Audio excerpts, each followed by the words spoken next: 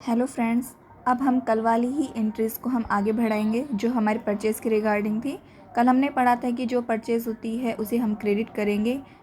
जो केसेस थे वो मैंने आपको बताए थे, उसमें एक केस और आपका बच जाता है। जब भी कोई माल डैमेज हो जाता है या फिर कोई चोरी हो जाता है, उस केस में हमारा क्या होगा, उस नाम से, जिस तरीके से हमारा माल डैमेज हुआ है उस नाम से हम उसे डेबिट कर देंगे। और इन सभी की वजह से क्या हुआ, हमारा जो गुड्स है उसमें कमी आई है, इस वजह से परचेज़ अकाउंट को हम क्रेडिट करेंगे। इसके अलावा जब भी कोई माल चोरी में हो जाता है या फिर डैमेज हो जाता है किसी न किसी तरीके से, अगर आपका उस गुड्स का इंश्योरेंस करवाया हुआ है तो यह इंश्योरेंस कंपनी डेटर बनेगी। और डेटर हमेशा क्या होता है, डेबिट होते हैं। और क्या होगा, इंश्योरेंस कंपनी आपकी डेटर बनेगी तो अब आपको अपना जो एक्सपेंसेस है वो आपको अपने आप से नहीं निकालना पड़ेगा, वो इंश्योरेंस कंपनी आपको दे देगी। इस वजह से आपका जो खर्चा है उसमें कमी होगी। इस वजह से लॉस बाय फायर क्या हो जाएगा, आपका क्रेडिट हो जाएगा।